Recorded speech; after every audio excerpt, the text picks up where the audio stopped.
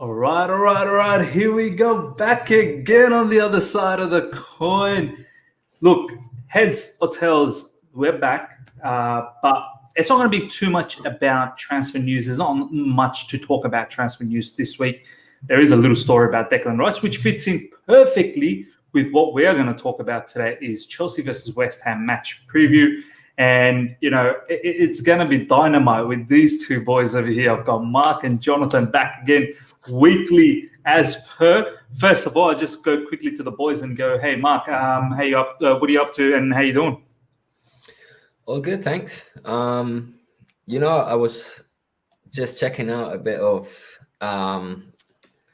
West Ham's games that they've played lately. I think this preview is going to be good, and I'm not the only one that's done his homework, so I'm sure it's going to be a good preview.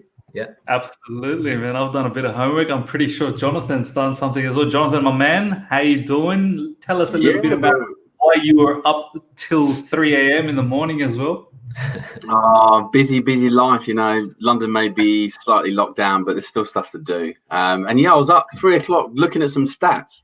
I've got some really interesting ones, so I think all three of us can make this one a really good video. Brilliant. Let's get straight into it. All right. First of all, I want to talk about. We'll build up to all the juicy parts and all the little stories that's happening within this match. But first of all, I think it's very important to talk about how important is this match for both the teams. So let's start with Chelsea first, because that's the most important part. We'll get to the West Ham side, put our West Ham hat on, hypothetically, and figure out why it's important for them as well. But first of all, Chelsea, I'll go to Jonathan first up here. Jonathan, 2 losses in a row, a lot of question marks. We did the review off the back of the last loss that we had, which, by the way, thank you, everyone. It's done pretty good, that particular video. Everyone's tuned in and watched that. But our performance wasn't up to the mark. Frank Lampard, we had some questions about him. Prospect of 3 losses in a row, which could be so detrimental to our season and our ambitions this season. How important is this match for you, my man? Very important. I think it was the first time we've lost back-to-back games in the Premier League in 2020, which says a lot about our form. If we lose 3 in a row, it's unthinkable, because for me, it's the Christmas period, the games come thick and fast, and if you lose 1 or 2 games, it becomes, and as we said in the review, it becomes bad form, and once you get into that form, it's really hard to get out of it. We've got players that aren't really in form. We've got a manager who needs to make an impact, and in this game against West Ham, he has to make some changes, whether it be personnel, whether it be formation tweaks. He's got to do something that's going to rejuvenate us, because mentality-wise, we just don't really seem there at the moment. Like, defensively, we aren't doing what we need to do. We've got the players that can do the business, that have shown they can do the business, that aren't really performing. So the first interesting stat I'm going to say, if West Ham beat us, they will go above us in the Premier League. And that will only be for the 4th time ever in the Premier League's existence. Wow. That's how ridiculous this would be. I know it's early on in the season. Man United have just overtaken us in the league, but just to think we could be around 10th if we lose this game. And we lost last season as well at home 1-0. So I'm worried. They did the double on us last season. Yeah. I mean, the 3-2 at the London Stadium, whatever it's called, that was ridiculous as well. So, I don't want to say too much because we've got a lot to talk about, but it's a must win. Mark, from your perspective, my man, this at home as well, we've got this match at home. Our performance, I was telling Jonathan, that hasn't been that great. It looks like, I don't know, we're just out of ideas, out of creativity. Is this a must win for you, or could you see that a draw is not as bad? I completely agree with Jonathan. I think this game is a must-win, 100% must-win. I do have my opinion on this game. Having a beaten run of 17 games, lose against the likes of Everton and Wolves, to come back and beat West Ham sounds like a Chelsea thing to me, to be honest. So, but going back to it, I really think that we've been unlucky and a bit sloppy in the last 2 games. And it's both games happened, like, I don't know, we played Everton and then 3 days later we played Wolves. we didn't have much time to prepare for the games. And I do think that's something that Lampard has been working in for the game against West Ham. So I really expect the boys to put a great performance. No, absolutely, man. For me as well, guys, this is a massive, massive match, man. It's a top challenge for Frank Lampard as well. There's a lot of stats, as you guys probably know, it's been flying around since our last defeat that we haven't beaten anyone in the top 10 within the table. So this is an opportunity to get that sort of sorted. West Ham being just a bit below us, one spot below us. And as you guys said, a loss here or any drop of points here could see us sliding further down. And this December period's got so many key matches coming up, and it could be detrimental to the progress of the season. Now, quickly, just from a West Ham point of view, firstly to Jonathan, these guys are going to be up for it, right? They're really going to be buzzing for this particular match. As you said, Jonathan, they're just a spot behind us, so they're going to be looking to go for the win as well here and leapfrog us and go in front of us. And for some reason, one particular player, Declan Rice, always tends to love this occasion. He's got the extra touch of, wanting to play for Chelsea. So here we go again, audition time. From a West Ham point of view, man, a lot of people are saying that this is perhaps, or West Ham supporters are really saying that this is perhaps the best 11 that or the squad that they've seen for a very, very long time. It is. It's got stability. They can play on the counter. They can soak up pressure. Someone like Rice does that really well. But they've also got some players of real quality. That goal from Haller the other day was incredible. They've signed Benrahma. Bowen's a very good attacking player as well. Antonio, we know, can do a job. So they've got players that can attack and can hurt you. So they've got a bit of everything. I think under Moyes, I've been quite surprised. They've actually been quite good. And as I said, they're quite flexible in how they can play. In the last 5 games, they've only lost to Man United, which is understandable. Man United are blow hot and cold. But West Ham, in their last game, away from home to beat Leeds, that's no mean feat. And, obviously they've beaten Sheffield United. They've beaten Leicester away 3-0 earlier in the season as well. Drew with Tottenham 3-0. In the last 5 away games, only lost to Liverpool. And that was a bit unlucky as well. So really for me, they're the perfect away team. It's the perfect time to play Chelsea because we're lacking confidence. We're out of form. Lampard, as I said, has got to change something. It could click for Chelsea. But if I was West Ham, I'd be thinking, let's go for the kill. Let's go for the throat. Let's get an early goal. Because if they get an early goal, I think with no fans as well trying to get behind the players, it could really, really get us down. And like when we conceded against Wolves, our heads went down and we just looked like we weren't going to be the team that was going to score. So, if I was West Ham... By the way, is there no fans again? There's no fans. London is back in Tier 3, so basically there's no fans. And it does make a big difference. I mean, you saw in the Everton game in 2000 that made a big difference. I think against Leeds, it helped when we went down early and the fans were getting quite noisy. I just think it's one of those games that we dare not concede, especially early, because, as I said, the confidence will go. But from a West Ham perspective, I'd be mega up for this. And if I was Moyes, I'd be saying, right, guys, this is a chance to do 3 in a row against Chelsea. And they don't like a lot of London teams, West Ham, but they especially don't like Chelsea. So for the prospect of that and to go above us, like I said, they're probably going to be pushing for Europe this year. Great chance to make a statement victory. No, absolutely, man. Matt, let's talk a little bit about the West Ham threat that Jonathan sort of touched on a little bit. Let's elaborate a little bit. Jonathan was saying that they've got some really, really high-profile players. First of all, I want to say is their set-piece dominance, their aerial dominance bother me and scare me a lot. Soucek is one of them that comes in my mind that just leaps up. We thought Air Zuma was a thing. Man, have a look at Soucek, and this guy just leaps up and just bullets it in.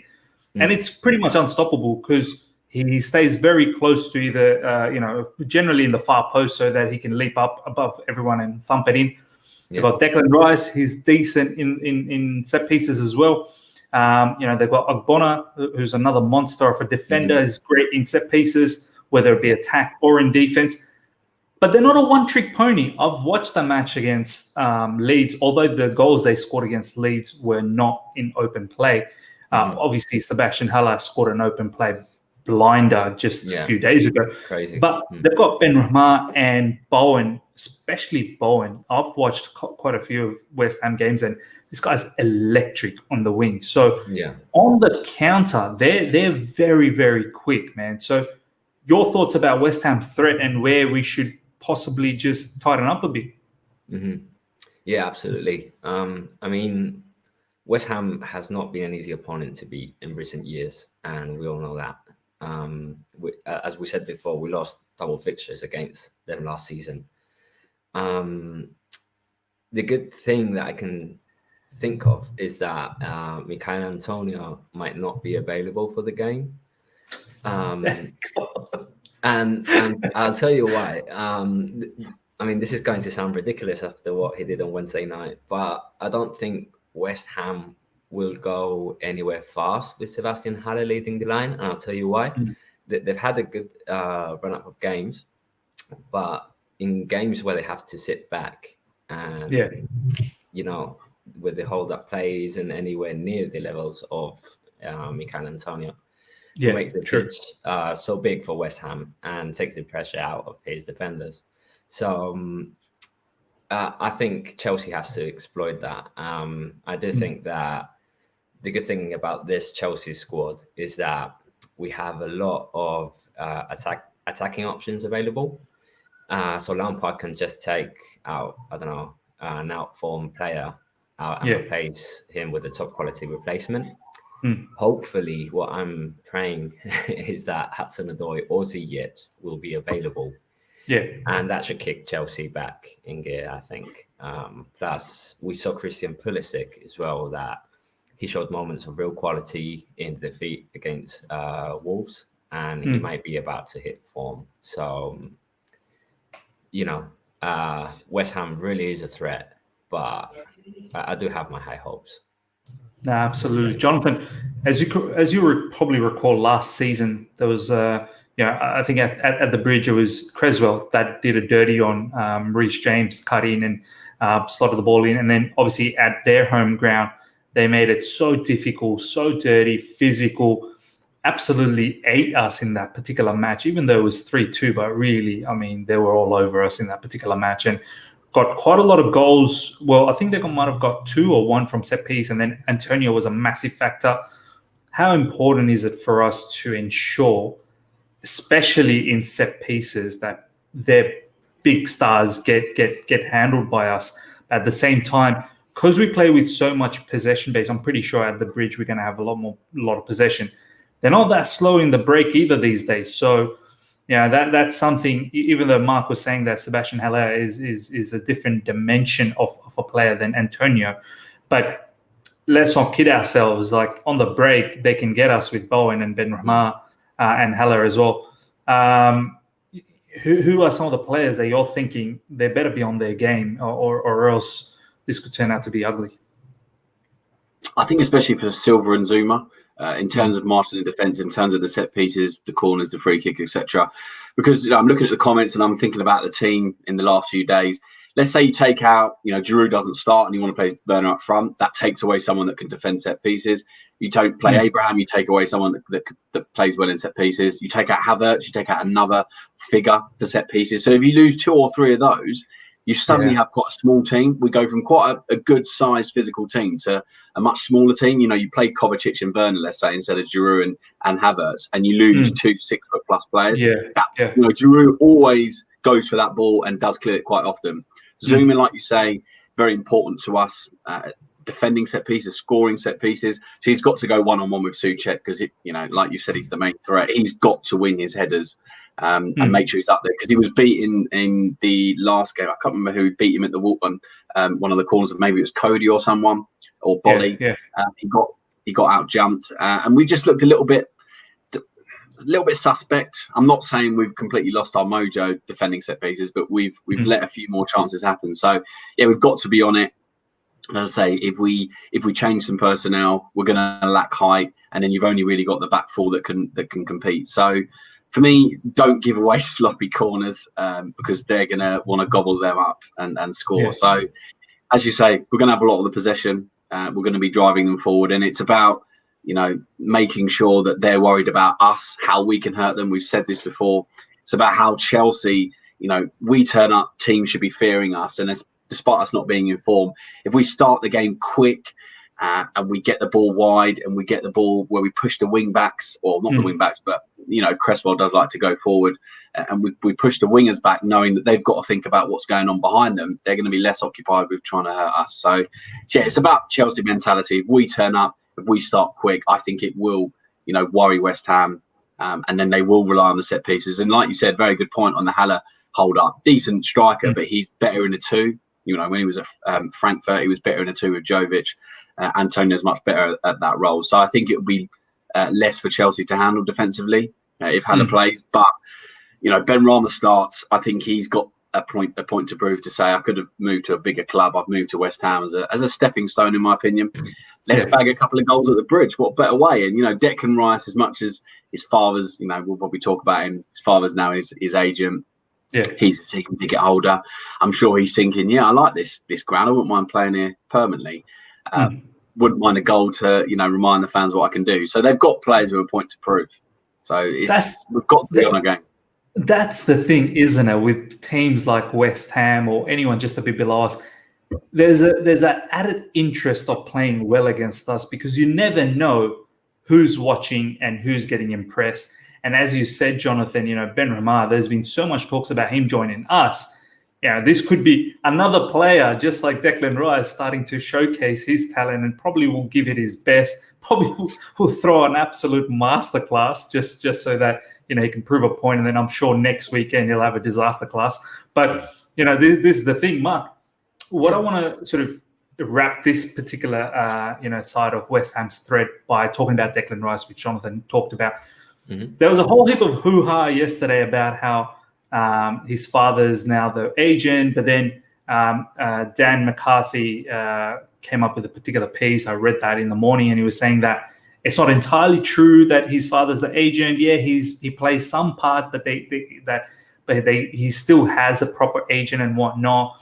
I'm not sure if you've read that particular article. Then he goes on to talk about that. Yes, his father, his family was a season ticket holder with Chelsea, but they're never going to miss a game with West Ham. They always go and watch the West Ham game. So it's not like they skip the West Ham game to go and watch the Chelsea game. It's nothing like that. And he goes around talking about a lot of things. And I think ultimately what he says is that, the player definitely wants to come to Chelsea, as what you've mentioned last week as well in this particular channel, that this is, it's just a matter of when, really. So just a little bit about Declan Rice, man. I mean, this type of match he's been great. He's been phenomenal over the last 12 months. But for some reason, man, this guy just turns it on against Chelsea. Last season we saw it.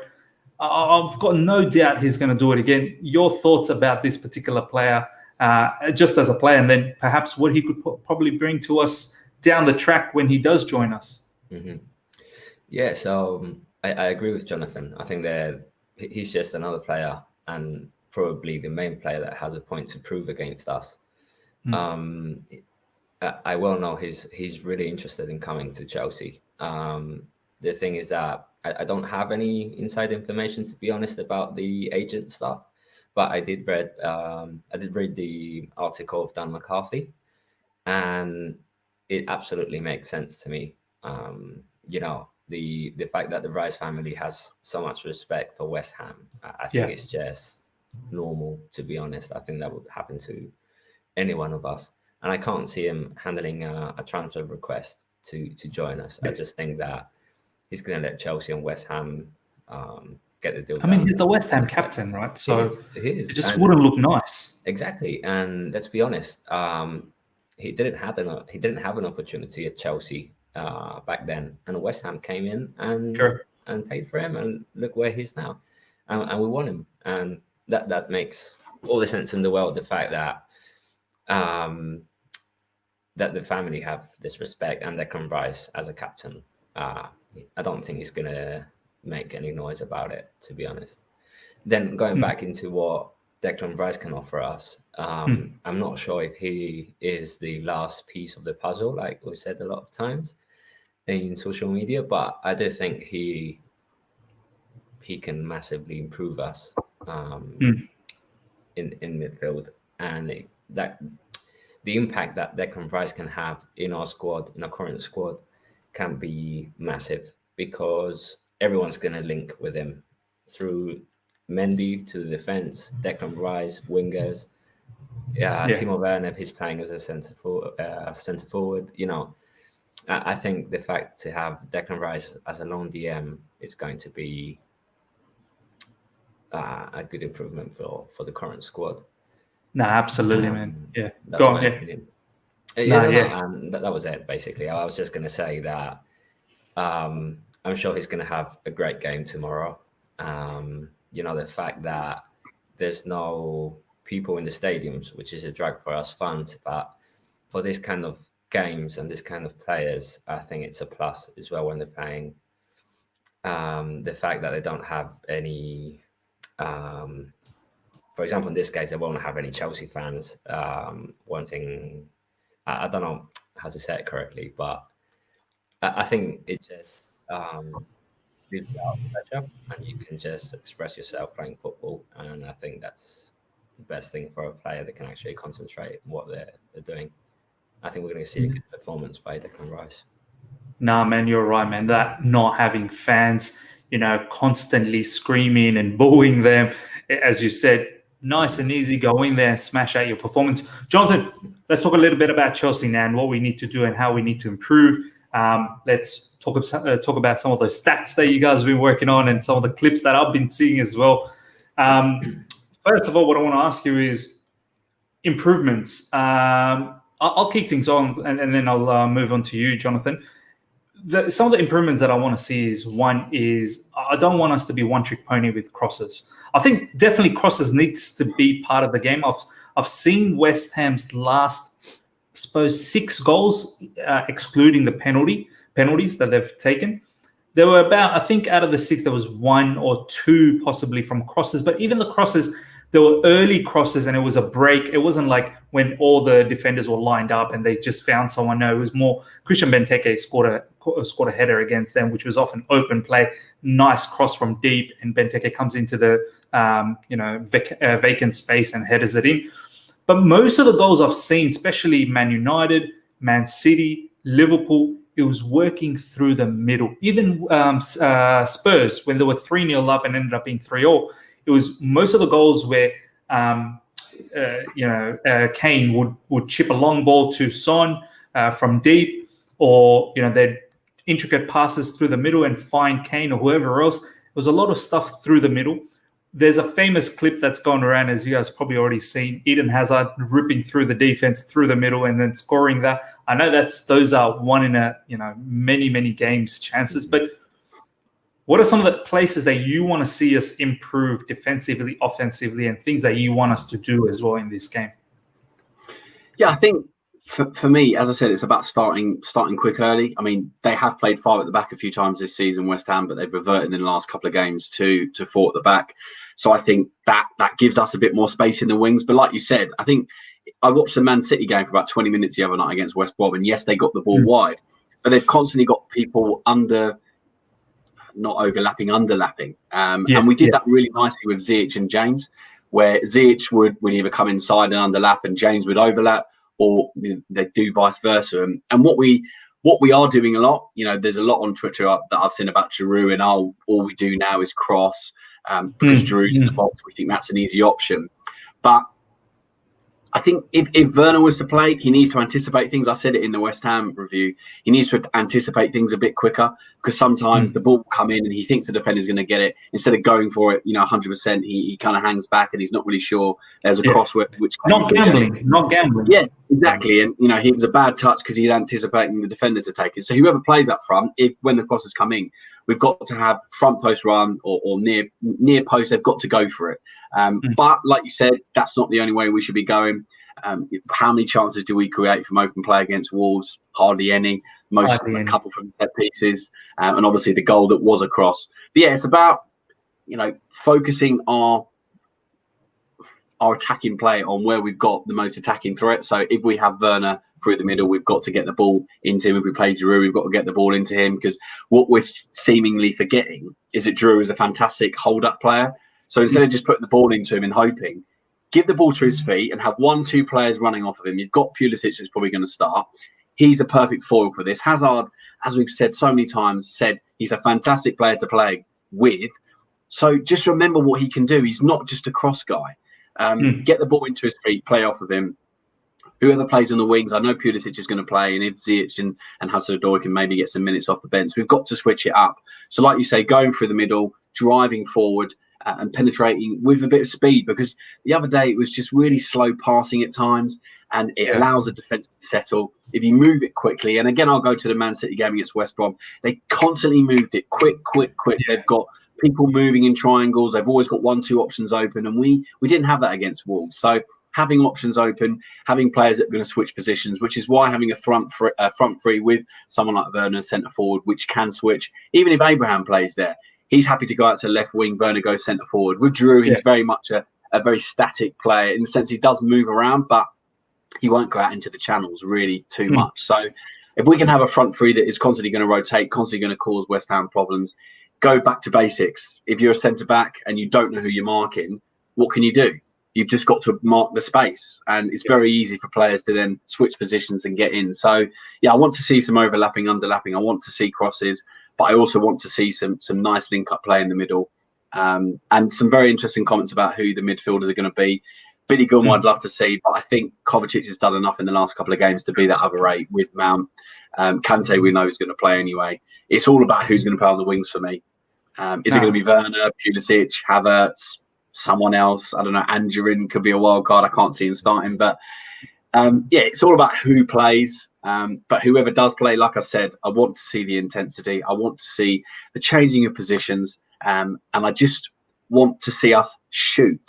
That's something we haven't been doing much. If you don't shoot, you're not going to score. It's like if you don't buy a lottery ticket, you're not going to win the lottery.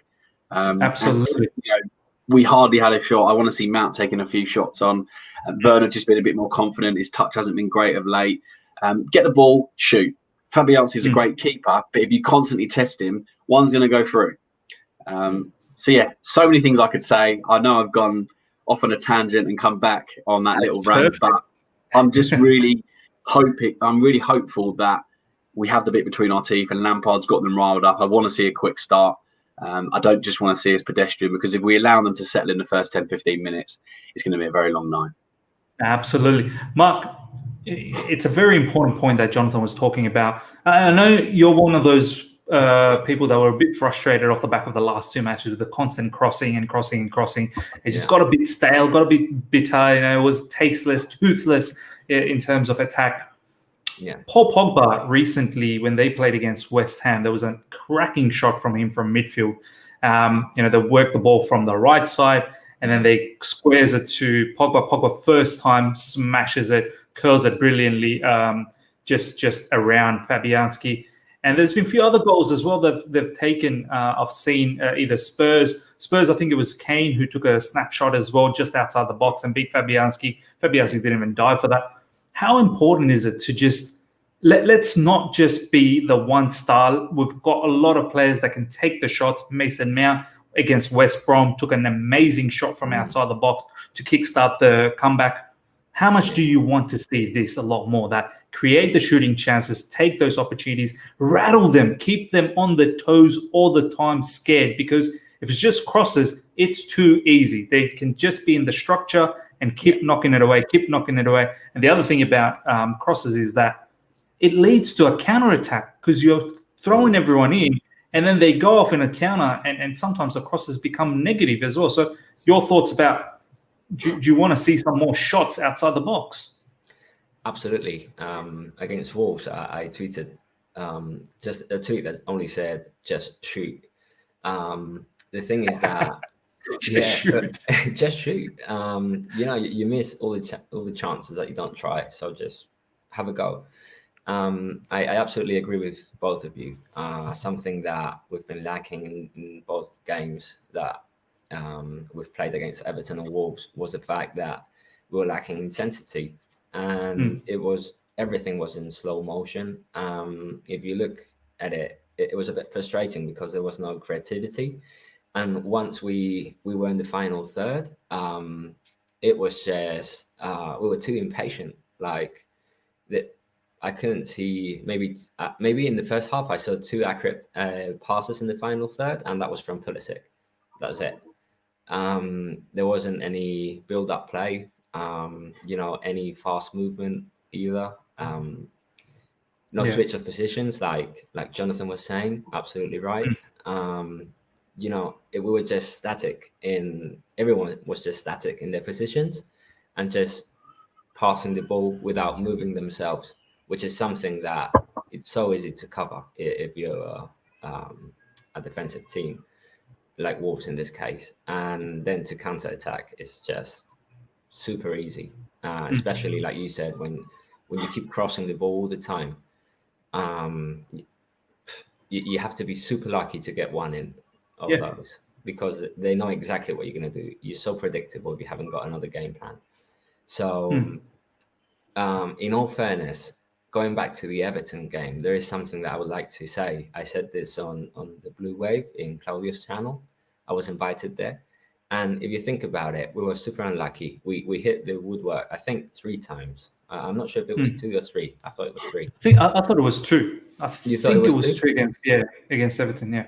Could be.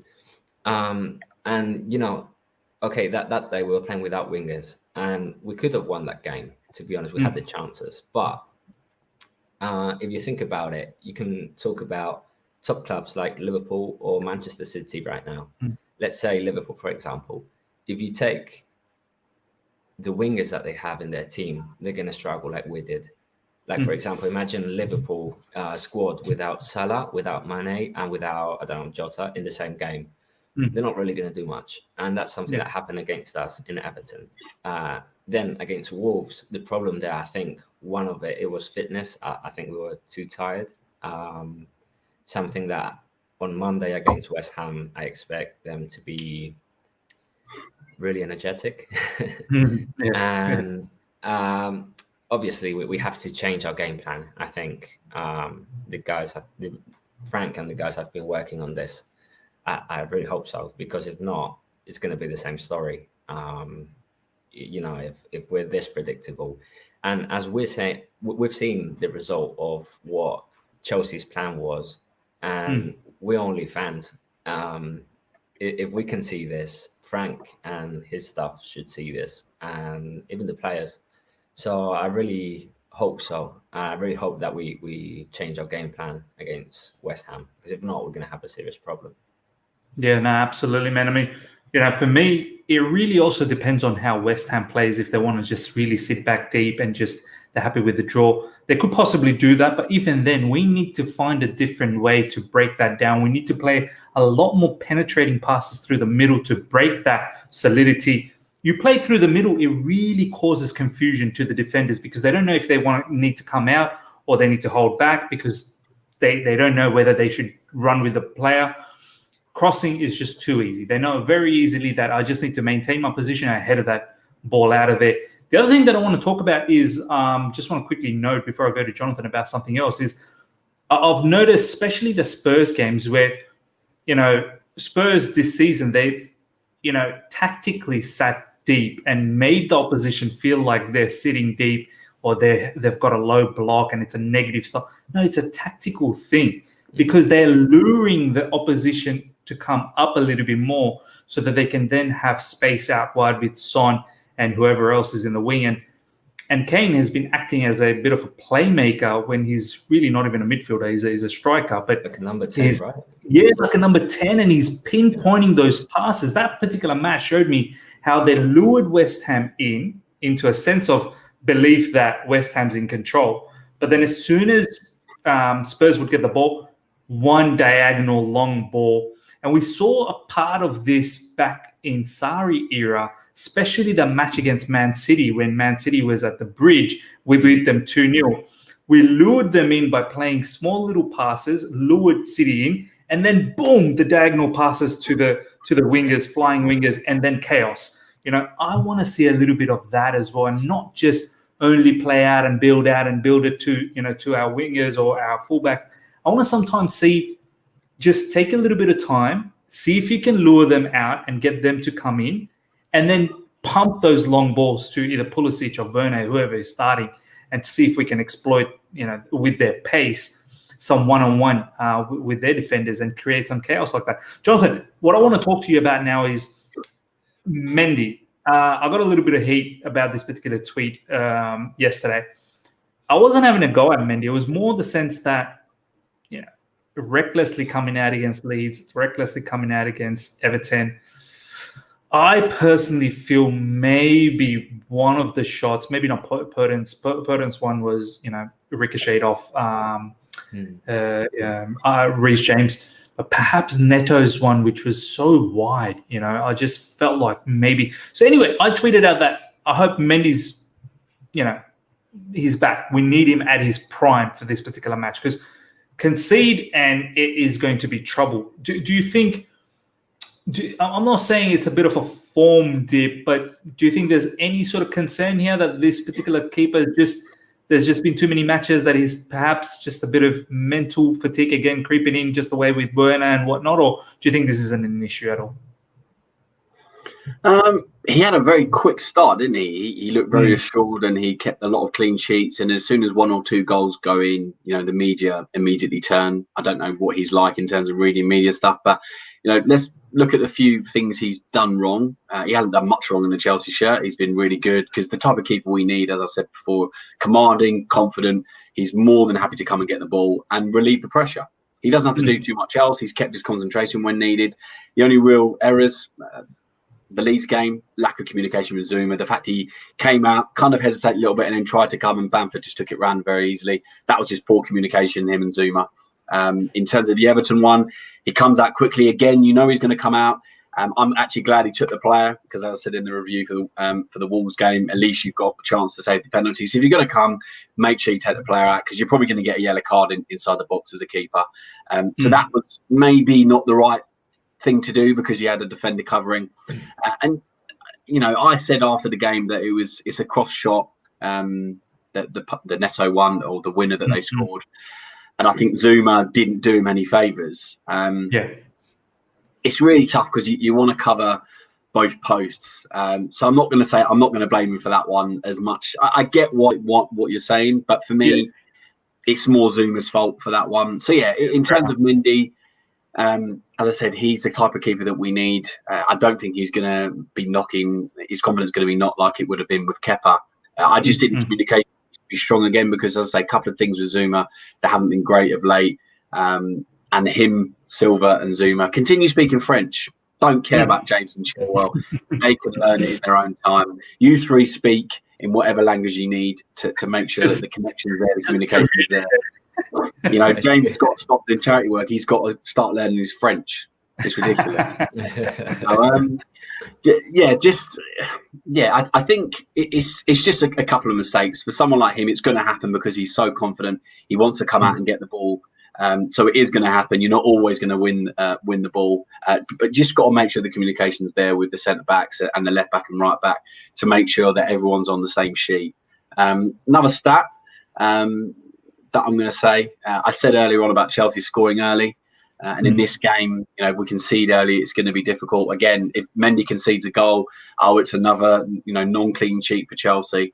But if we can score early, last 4 Premier League wins that we've had, we've scored in the first 30 minutes, 3 of those times between the 20th and 29th minutes. So it just shows, if we score early, gives us the confidence to push on and get the wins. I know that's the old saying in football: score early, put them on the back foot, start quickly. But we don't do that enough in terms of starting quickly this season, and it's shown when we've won games. So Mendy just needs to be his commanding best, keep the communication up, and a clean sheet would be really helpful, because it would just, this media fax machine that just loves to throw out stuff about, Chelsea conceded in this game or in that, and I feel like all those little stats that Sky and BT have in those corners. They did a stat of like chances created in this game for Arsenal, and it was like 2, and every other player like 3, 5 and 4. Like, they come up with some whatever they want to do, they will fit that stat to push that narrative. And at the moment, Mendy's not keeping the clean sheet, Mendy's not doing this. I say clean sheet would go a long way for that. So, yeah, I'm not too worried, to be honest, because looking back at last season when we had a keeper that was a bit of a statue at times, no offence to Kepa, he's just not the keeper that we need. So we've come a long way. I'm not going to throw my toys out the pram. Yes, he's made a few mistakes, and it's something that he probably has held his hands up. But I'm sure Lampard and the boys would say this guy's exactly what we need, and he's going to bounce back. Nah, absolutely, man. I mean, yeah, as you said, the old cliches, try and score early. It does change the mood of the game a lot when you score early. And then we haven't been doing that often enough, and hence why we are where we are. And I hope we change that around, because that should rattle West Ham. But West Ham, they're dirty, man. They don't give up. They didn't give up against Spurs being 3-0 down.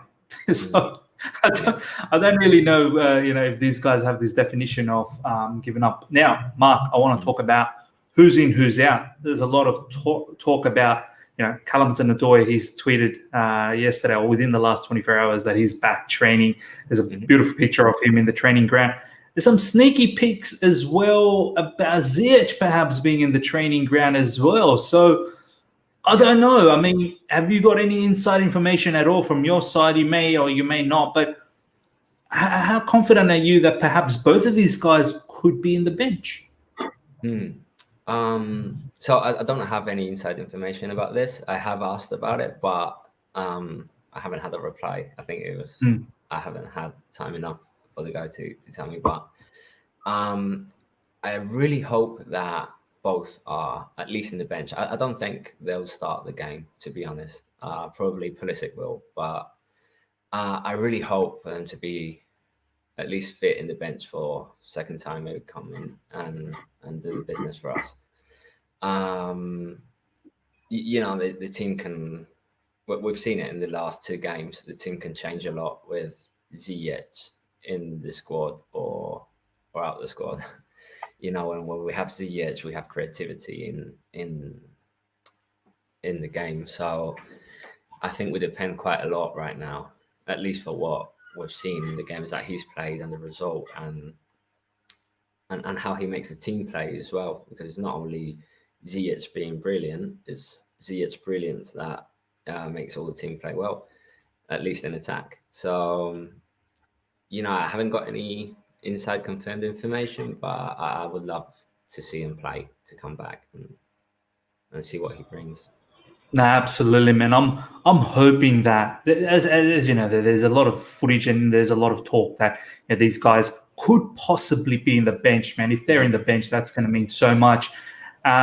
Jonathan, I want to now talk to you about, and then we'll go into our lineups and formation. Just quickly, the prospect of losing 3 in a row, man. I mean, I don't want to dwell too much about it, but I think it's good to have that sense of what if this happens. What would it mean to Frank Lampard, man? And this fan base is already getting crazy with 2 losses, 3 in a row. I mean, what's your thoughts? Yeah, I think it's not been great on places like Twitter, and you look at the media reaction, hasn't been great. As I said, 2 defeats is bad, 3 is a rut, and we quickly slide down the table. And I get why fans are being annoyed. It's the manner of the defeats, in my opinion. It's the manner that we lost to Wolves, the manner that we lost to Everton. It's not so much the results, it's just the performances. And for me, yes, it's a results business, but this early on in the season with Lampard, so many signings, the transition, we're clearly not title challengers this season as much as people have said it. We're challenging for sort of top 3, in my opinion. To be the 3rd best team was still a gap to gain on Liverpool and City, and even Tottenham have now shown that under Mourinho they're going to be someone that we've got to watch out for. So 3 defeats is a disaster, in my opinion. It's not the end of the world, but it's very worrying, because as I said, as soon as you lose a bit of form and confidence, it's very hard to get it back. But again, another stat for you guys. Last 5 seasons, we've played West Ham in Premier League, obviously 10 times. Only beaten them 3 times. 3 in 10. Not very much. Considering, we've always been pretty good in London derbies. That's not a very good stat. And obviously, as we've alluded to earlier, double over us last season, West Ham. They're not afraid to come out and play against us. They're going to want to win. So yeah, it's we said it earlier. It's a we must not lose this game. A draw is not something I would consider. It's not something we need. We need a victory right now. We need some goals. We need some sort of performance. Or if we can scrape a 2-1, I don't care. But just show us the intensity, show us the effort, show the fans, what you should have done against Wolves and Everton. Just show a bit of fight. And there's a really great picture that Kovacic is on the floor screaming at Richarlison.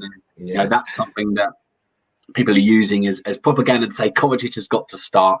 And I agree in the sense that, we just need a little bit of fight and someone that can progress the ball like him and bring a little bit of burst of energy.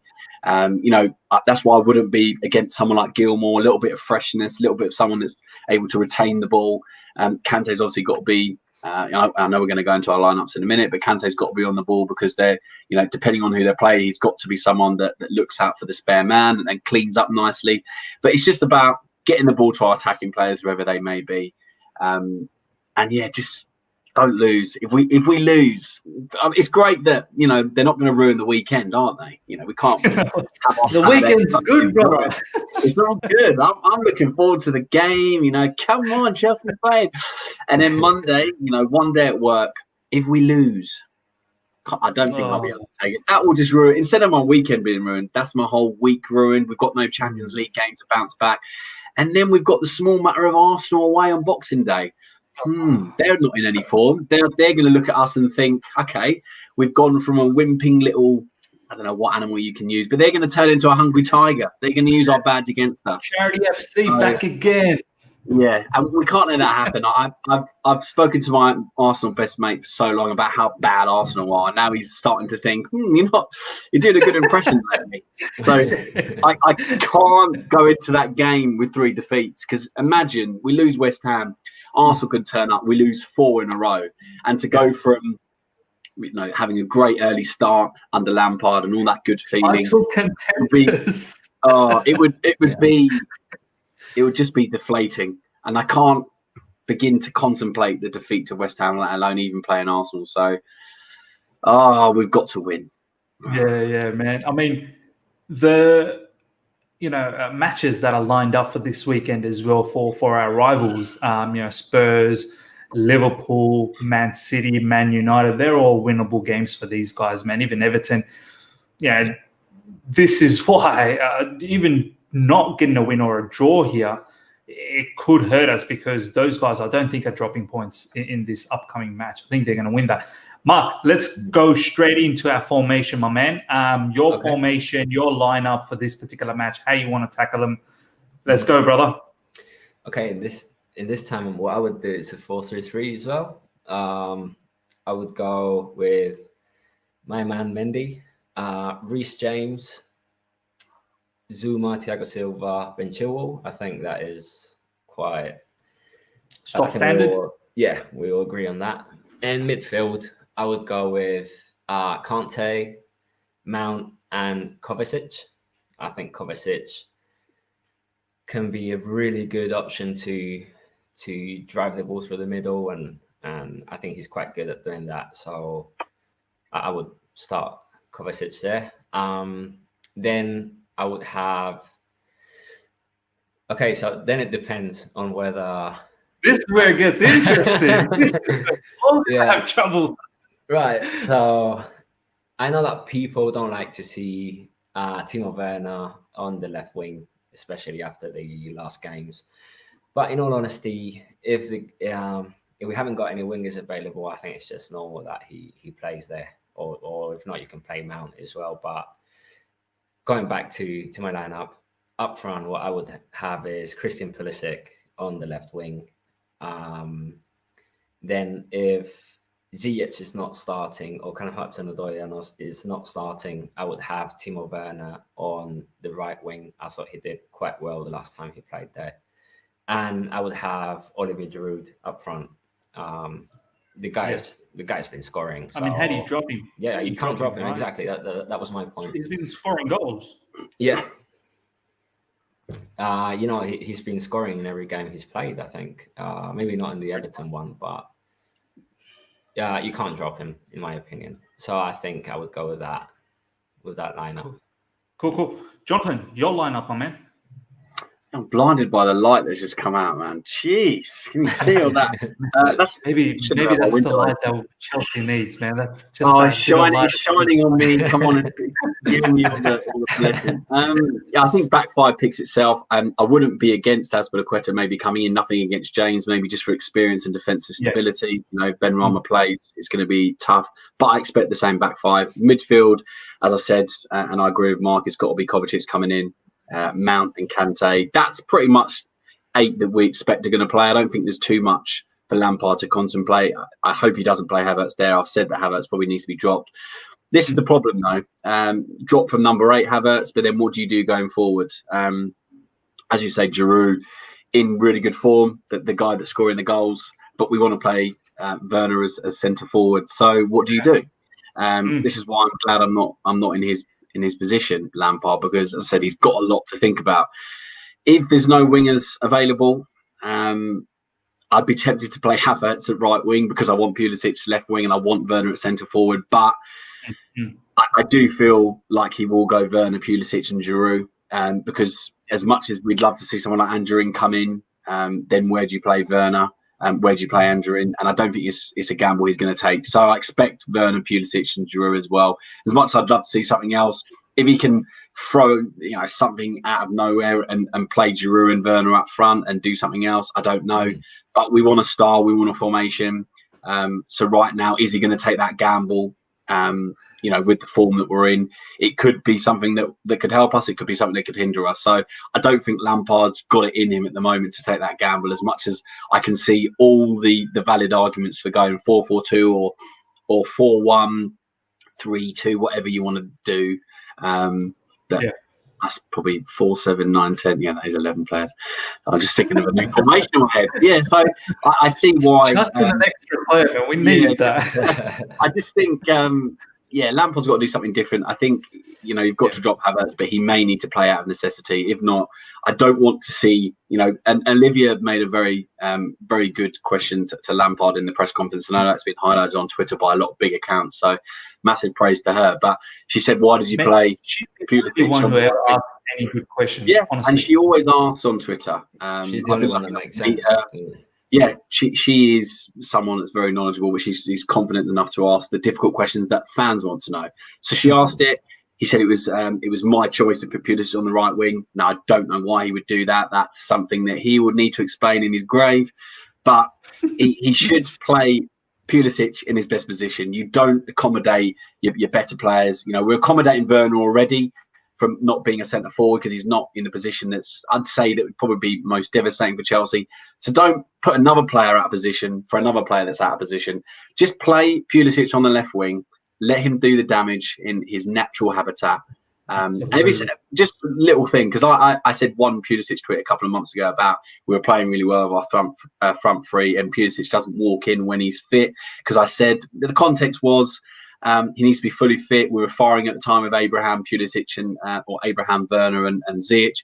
Ever since I've now mentioned Pulisic on Twitter, I get a load of people saying I'm not allowed to praise the guy. So that's just something. If anyone's watching that reads my Twitter account, you know what?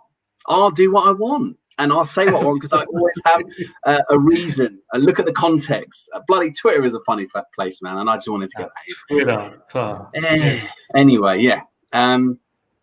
Front three is the tricky one. As I said, I think me and Mark have got probably the standard that he'll go for. And again, I'm blabbering on. I'm in the mood this morning because I want this game to come. I want 3 points. Yeah. Come on, Chelsea. Come on. Brilliant. Just before I get into my formation and lineup and whatnot and talk about the score prediction with you guys, just a quick fire answer from both of you guys. Is 3-4-3 a possibility at all, knowing sometimes West Ham play that? First of all, Mark, quick fire. Not for me. I'm not a Fair big enough. fan of 3-4-3, so I really hope we don't do that. Jonathan? N-O, no. It's solid nose. Just one more. I just tweeted out probably not more than 4 or 5 hours ago. We've all of us have a bit of an issue and confusion around the front three. I sort of threw something out there saying Kai Havertz as false 9 Timo Werner on the right and Pulisic on the left. So Pulisic in his natural habitat, but Kai Havertz and Timo Werner can sort of be fluid and move around. Kai can drop deep as a false nine and probably play as a 10 or drop even deeper in the midfield. And then Werner sort of comes more centrally, allowing Reece James to bomb on the right side. Could you perhaps see this? But this is very unrealistic, knowing that would mean Giroud would have to get dropped. But could you see this happening once again? Quickfire, Mark. Kai Havertz, false nine, Timo Werner, right wing, and Pulisic left. Yeah, obviously, they're fluid. I think it's a possibility. I think that might be something that we might see next season or in the next few seasons, especially when Giroud's not there in the team anymore. I mean, and especially because I think one of Kai Havertz's strong qualities is that when fit, he can play in any attacking position. So I think it's quite. And he's tall. If you want to cross it in, headers, and he's fast. He does. And he's fast. Yeah, he's really fast. The thing is that as for now, as for Monday, I don't think that is a possibility for Frank. Yeah, but I think that is a good possibility in the future. And Jonathan, your thoughts, man? Could this be a chance at all, or not really? Not now, just like Mark was saying. Yeah, love the thinking outside the box. Love the creativity. Again, I don't think Nava's going to take that gamble. It's mainly because of his form. He doesn't look quite right, and maybe just taking him out of the limelight is the right thing to do. But I really, I agree with the suggestion, and it could something that could work in the future, 100%. And what's your lineup, Miz? What's your lineup? You've been listening. Here we go, boys.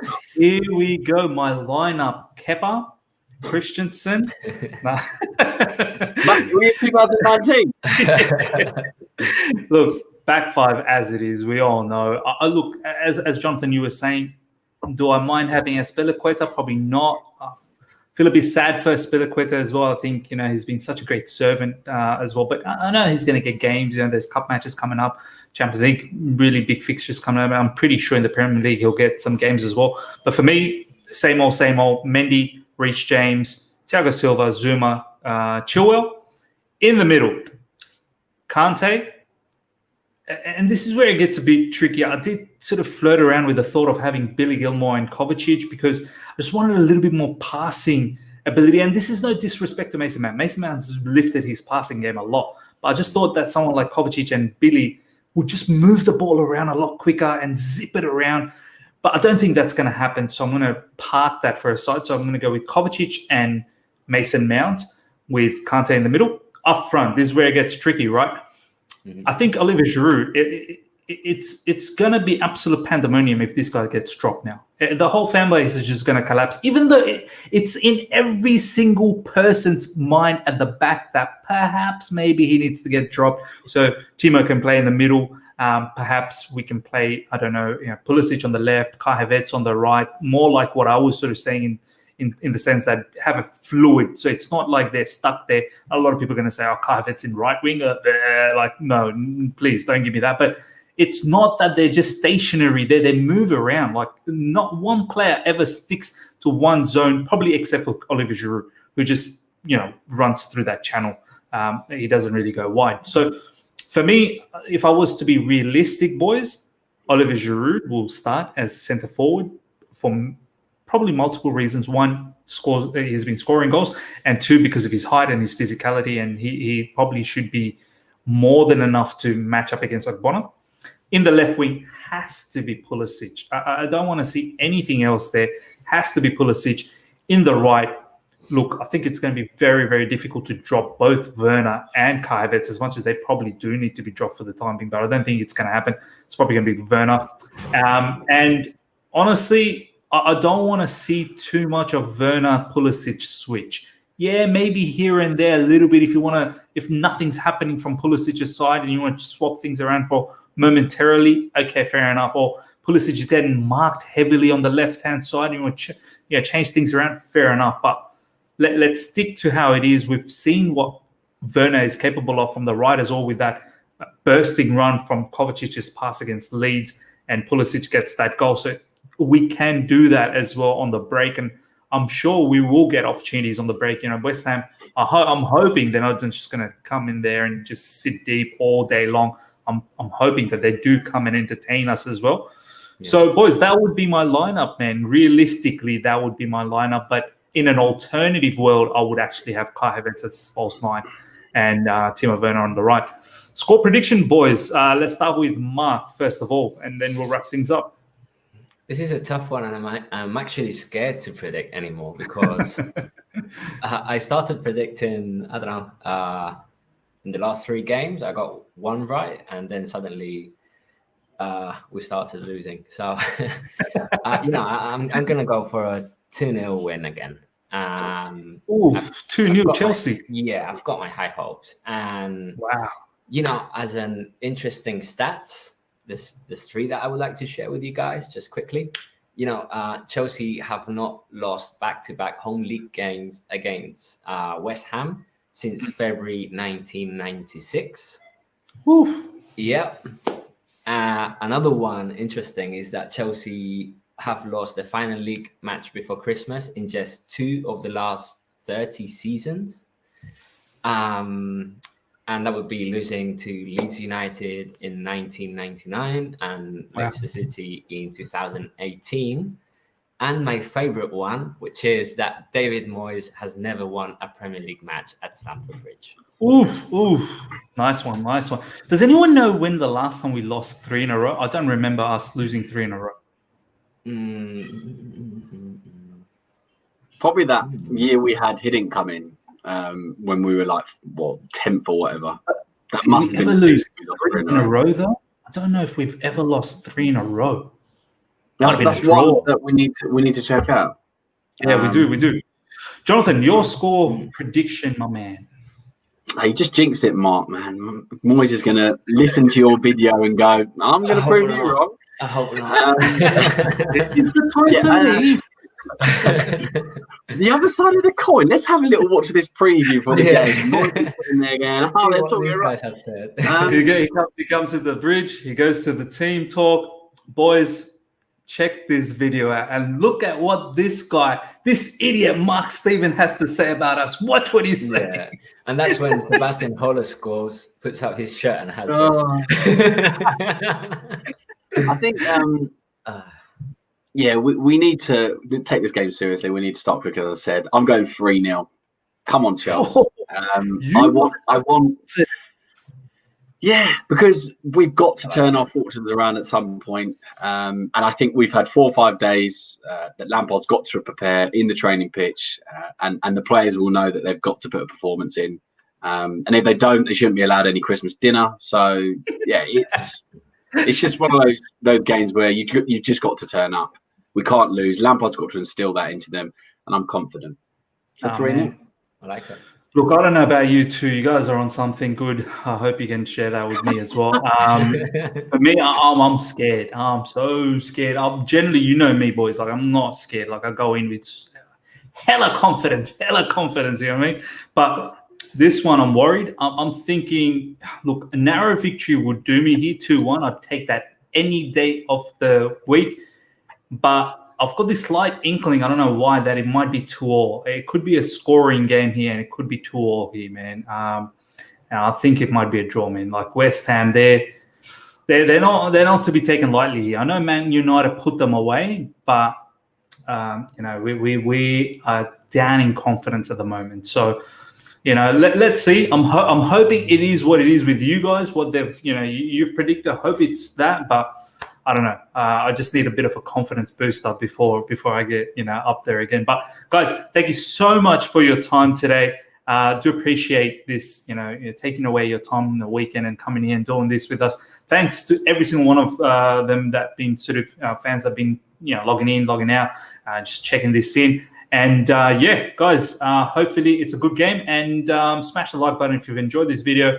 Subscribe if you're here new, and hit the bell notification to stay in touch with all my content.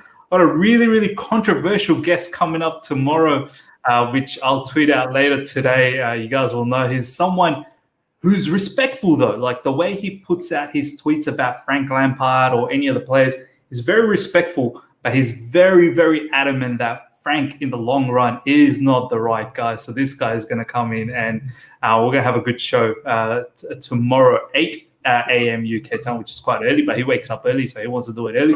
So yeah, stay tuned for that. Until next time, guys, thank you so much. See ya.